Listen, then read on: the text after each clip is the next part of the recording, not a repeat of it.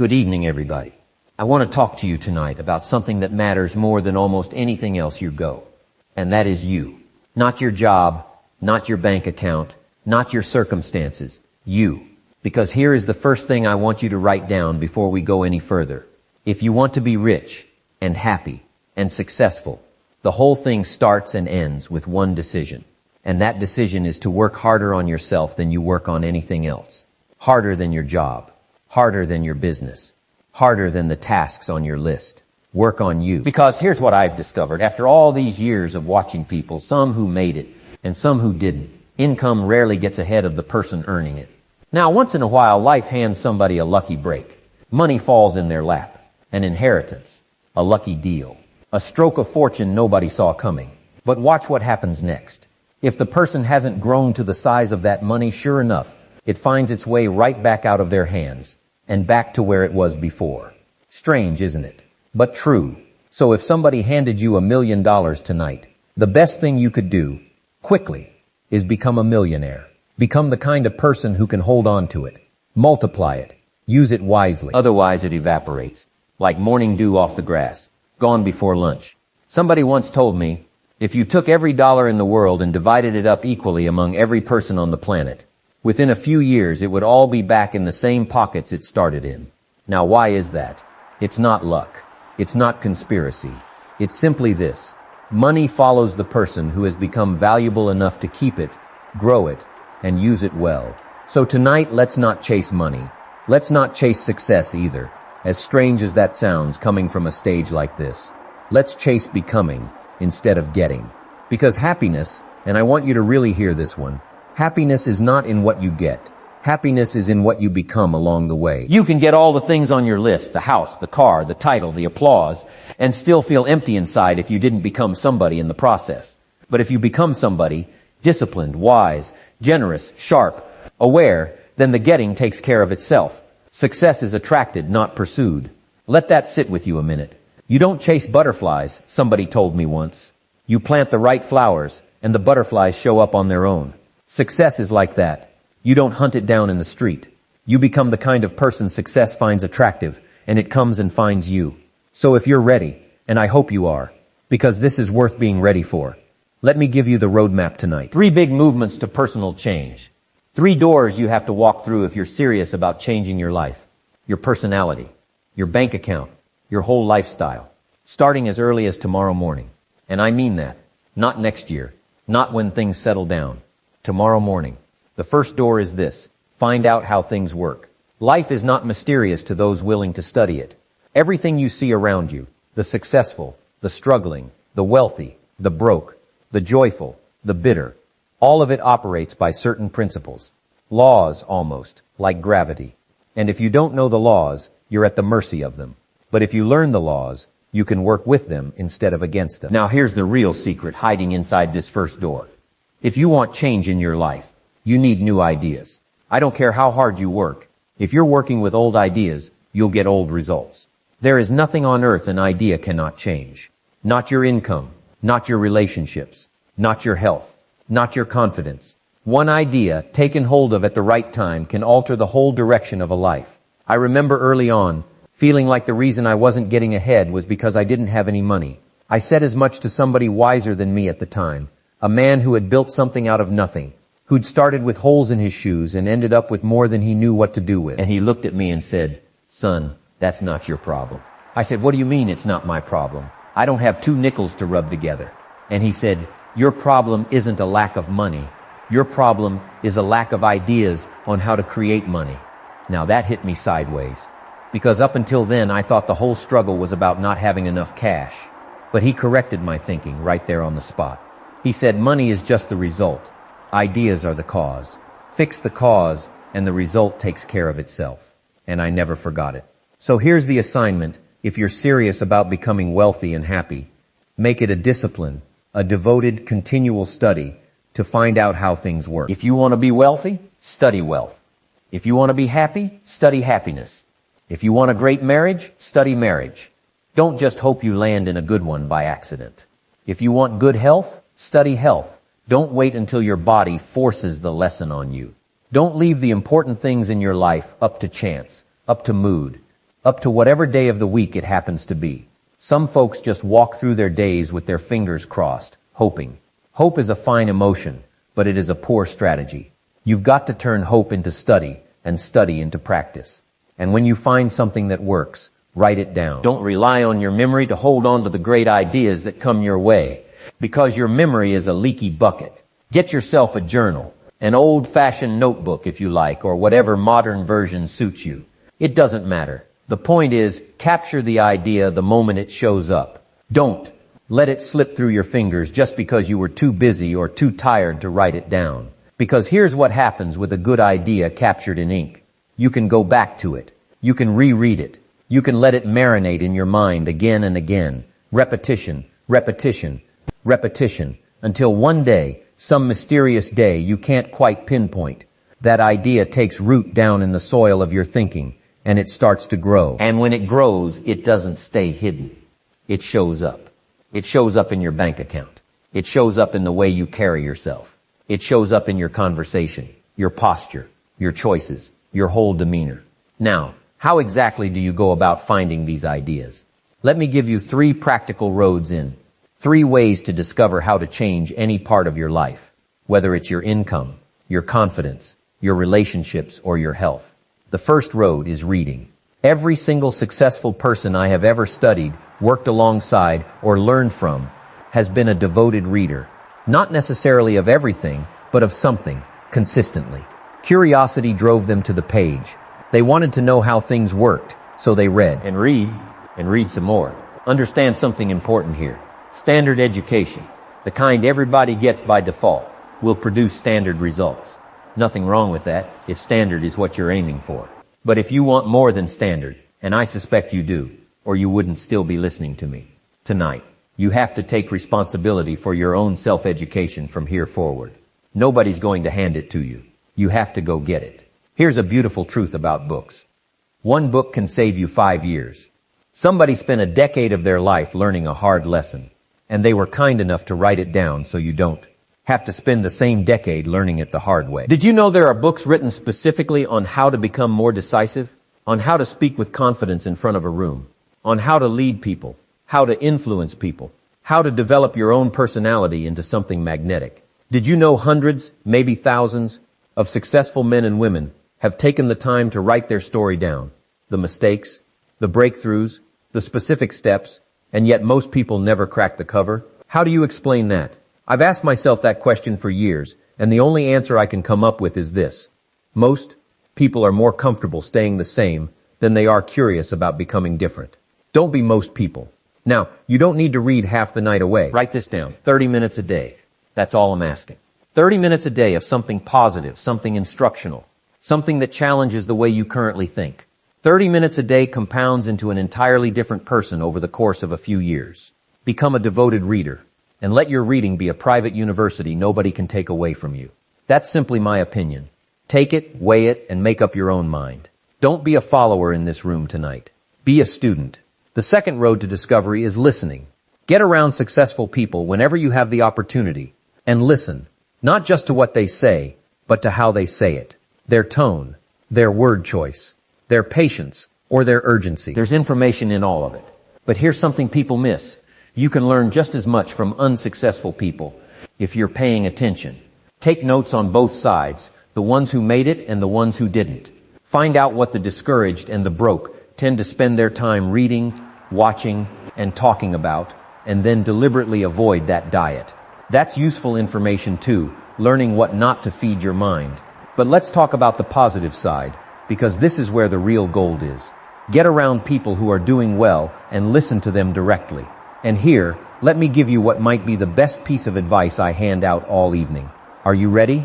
Poor people ought to take rich people out to dinner. Now I already hear the objection forming in your mind. Wait a minute. Why should I be the one buying? He's rich. Let him buy his own dinner. I understand the instinct, but think about it differently.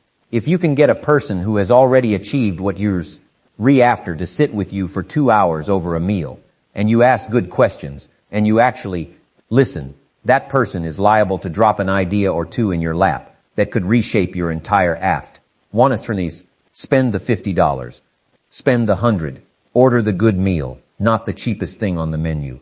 Because an idea picked up over that dinner could multiply your income by 2, by 5, by 10 over the coming years. That's a return on investment you will not find anywhere else. But you're right, most people don't do it.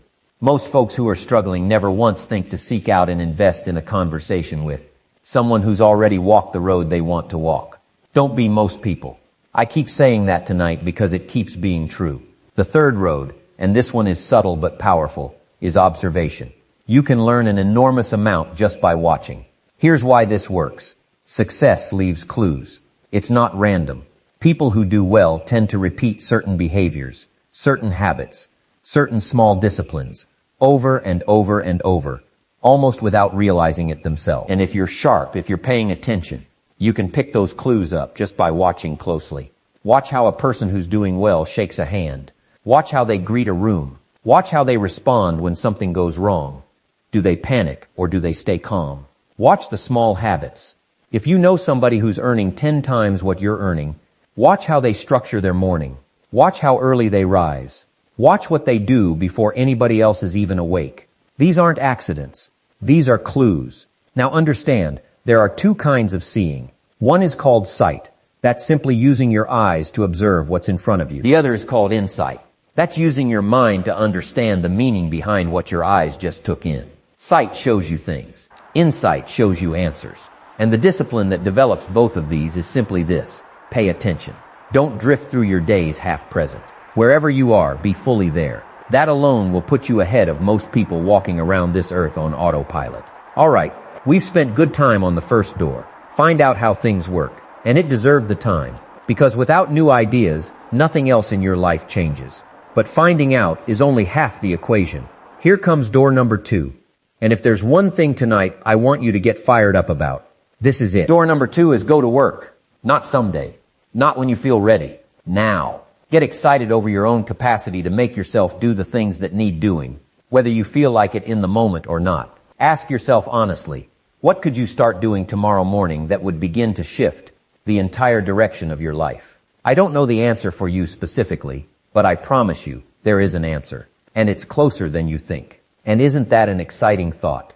That on any single ordinary day, a Tuesday, a random Thursday, nothing special about the date at all, you could make a decision that massively redirects the next 10 years of your life. Here's the real key to discipline, and I want you to hold on to this one tightly. Start small. Don't go looking for some massive heroic transformation on day one. Start with the small disciplines. Making your bed, showing up on time, finishing what you start, reading your 30 minutes, doing the uncomfortable phone call you've been avoiding. Get excited about those small disciplines, because here's the truth nobody tells you. The big challenges of life cannot be handled by someone who has never practiced on the small ones. You build the muscle on small weights before you ever attempt the heavy ones. So make yourself a list. Everything you know you should be doing but haven't been. Get to work on that list, not for the reward alone, but for the practice, for the muscle you're building. So that when life eventually hands you a genuinely big challenge, and it will, you'll already have the strength to meet it. And here's the companion to discipline.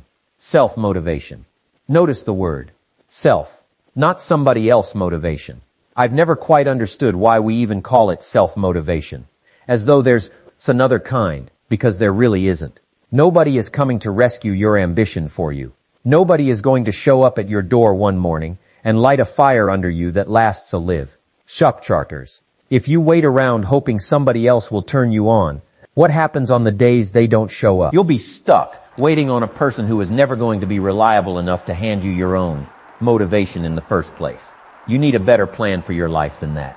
You have to become the one who lights your own fire every single morning, whether the weather outside is sunny or gray.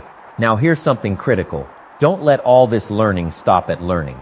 If you gather ideas, read the books, listen to the wise, observe the successful, and then never act on any of it, you haven't become wise. You've simply become informed, and informed without action is nothing more than a decorated form of foolishness. Let your learning lead you into action, and that action is what eventually turns into wealth. And I don't just mean financial wealth, though that's certainly part of it. There's wealth of health, wealth of relationship, wealth of peace of mind, wealth of reputation. Money is actually one of the lesser forms of wealth, if you really think about it. I've known people with plenty of money who were by every other measure poor. poor in spirit, poor in relationships, poor in peace. Don't let that be the story of your life. Chase the fuller definition of wealth, and let the financial piece be one slice of a much bigger pie. Now let's talk about responsibility for a moment, because this fits right here in the middle of go to work. A lot of people spend a great deal of energy explaining why their life looks the way it does. The economy did it. Their upbringing did it. Their boss did it. Their bad luck did it. Now, I'm not going to stand up here and tell you none of that ever plays a role. Life is not always fair, and some people genuinely start further back on the track than others. But here's the question worth asking yourself honestly. Even accounting for whatever disadvantage you may have started with, what have you done with what you were given since then? Because the moment you hand the reins of your life over to circumstance, you've handed away your power to change anything. Circumstances may explain where you started. They should never be allowed to dictate where you finish. Take the reins back. Say to yourself, starting today, I am responsible for what I do next, regardless of what was done to me before. And let's talk about goals for a moment, because a life without a target is a life adrift. You cannot hit a target you never set. Get specific. Don't just say, I want to be successful. That's a wish, not a goal. Say instead, here is exactly what I want to accomplish. Here is the date by which I intend to accomplish it, and here is what I'm willing to do, starting tomorrow, to move toward it. Write your goals down. Write them in that same journal I mentioned earlier, because a goal that lives only in your head is nothing more than a wish wearing a fancier outfit. But a goal written down, reviewed regularly, refined as you learn more, that becomes a compass. And a compass, even an imperfect one, will get you further than wandering without direction ever will. Now here comes the third and final door tonight, and it's a short one. But don't mistake short for unimportant. This one is simply a caution, and life is full of small cautions that save us from large regrets. The caution is this: don't try to beat the system. Find out how something works, then work it. Honestly, patiently, fully, but don't spend your energy trying to outsmart it. Cut corners on it, or find some clever shortcut around it. I've watched people learn just enough about a subject to start slicing pieces off here, shading the truth a little there, thinning out their integrity bit by bit, always hunting for the cheap and easy answer. And here's where that road leads. Every single time, a cheap life, not a rich one, not a happy one, a cheap one. So find out how something truly works, and do it that way, even when it takes longer, even when the shortcut is tempting, even when nobody would notice if you cut the corner. Don't compromise with what's right. That's a small caution, but I promise you, it will save you from a very large regret down the road. So if I could sit with you tonight, just the two of us, no crowd, no stage, just a quiet conversation, here is what I would tell you. This year, starting right now, starting with whatever day it happens to be when yours means, reach down inside yourself and pull out some more of what's already there, because it is already there. You were given remarkable gifts, capacities, potential, far more than you've likely put to use so far. They're not somewhere far away waiting to be discovered. They're inside you right now, waiting to be picked up and put to work. And I want to challenge you tonight directly, personally. You do not have to walk out of this room the same person who walked in. Only by choice will you stay the same. Everything else is available to you the moment you decide to reach for it. So here's the question I'll leave ringing in your ears as we close tonight. What are you going to do starting tomorrow that will make a genuine difference in the direction of your life? Not someday, not eventually, tomorrow. Because here's the sobering truth. If you don't do something different starting tomorrow, you already know what the next 5 years look like. Just look at the last 5. They'll repeat themselves, faithfully, predictably, unless you make a change somewhere along the way. Change it all, or change a little, or change something.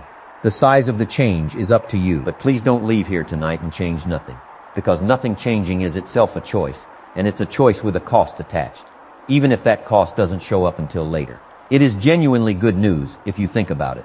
On any single day you choose, you can begin altering the entire direction of your life. Not next year, not when conditions improve. Today, or tomorrow morning at the very latest. Find out how things work. Go to work on the small disciplines that build the muscle for the big ones. And don't try to beat the system. Work it, honestly, patiently, and well. Do that, consistently. And I promise you, you will not recognize your own life a few years from now. You'll look back at tonight and realize this was the evening it started to turn. So go on, reach down, pick up what's already yours, and start tomorrow like you mean it.